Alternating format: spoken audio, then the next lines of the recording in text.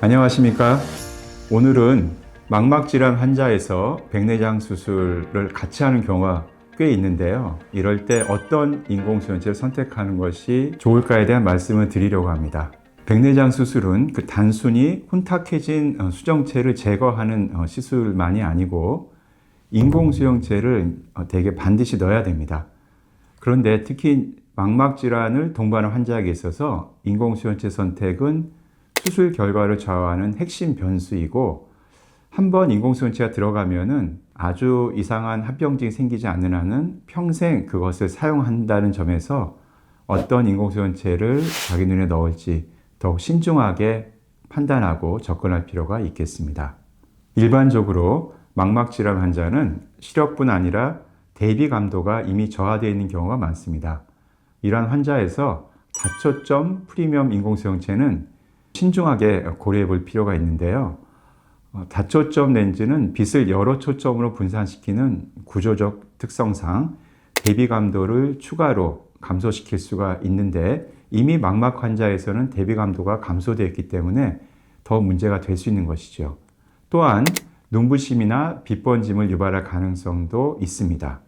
이 때문에 임상에서는 망막 기능이 저하된 환자에서 다초점 렌즈를 사용하는 것을 일반적으로는 권장하지 않습니다.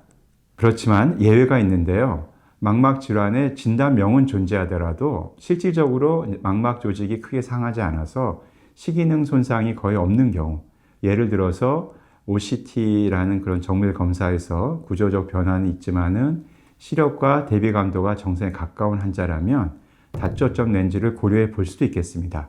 그렇지만 이러한 경우에도 좀 더 신중하고 제한적으로 생각을 해야겠죠. 최근에 주목받고 있는 대안은 비회절성 확장 심도, 보통 이도프 렌즈라고 하는 인공수용체입니다.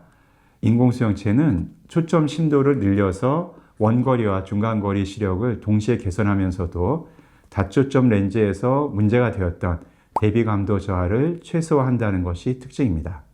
2024년과 금년에 발표된 여러 임상 연구를 보면은 비회절성 이도프 렌즈는 이미지 품질을 크게 저하시키지 않으면서 더 넓은 시야 범위를 제공할 수 있는 것으로 나타났습니다. 특히 초기 황반 변성이나 경미한 황반 점막 환자에서 수술 후에 정상에 가까운 대비 감도를 유지하면서 만족스러운 원거리 및 중간거리 시력을 얻을 수 있었다는 보고가 이어지고 있습니다.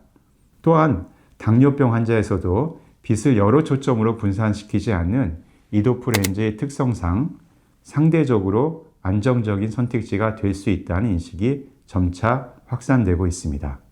이도프 렌즈의 또 다른 장점은 복잡한 회절링이 없다는 점인데요.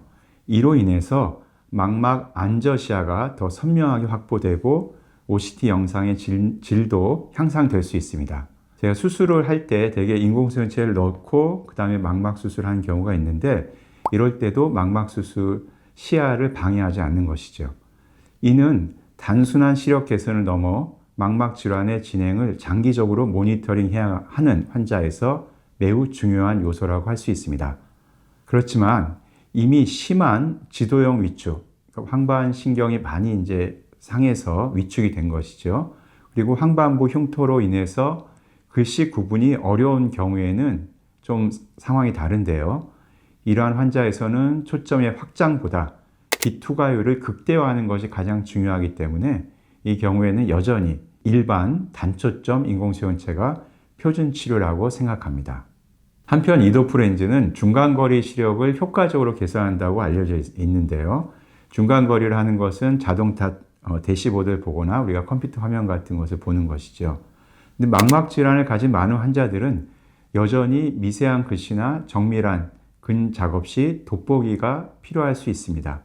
근데 이러한 것은 인공수용체 렌즈의 한계라기보다는 망막 기능 자체의 제약에서 비롯된 문제이고요. 이렇게 작은 글씨를 망막 환자 보려고 하면은 우리가 일반적으로 쓰는 돋보기보다 더 두꺼운 돋보기를 껴서 좀 더 가까이 대고 보면은 작은 글씨도 볼 수는 있습니다. 따라서 결국 인공수용체 선택의 핵심은 환자의 기대치가 아니라 환자의 망막 상태에 달려 있다고 생각합니다. 망막 손상의 정도, 대비 감도, 질병의 진행 가능성까지 종합적으로 고려해야 하는 것이고, 무엇보다도 인공수용체는 한번 끼면은 다시 바꿀 수 없는 선택이라는 점을 항상 염두에 두어야 하는 것이죠. 결론적으로 망막을 아는 백내장 수술, 그리고 백내장을 이해하는 망막 진료가 해결책을 함께 할 때 비로소 환자에게 가장 적절한 해답에 다가갈 수 있지 않을까 생각합니다.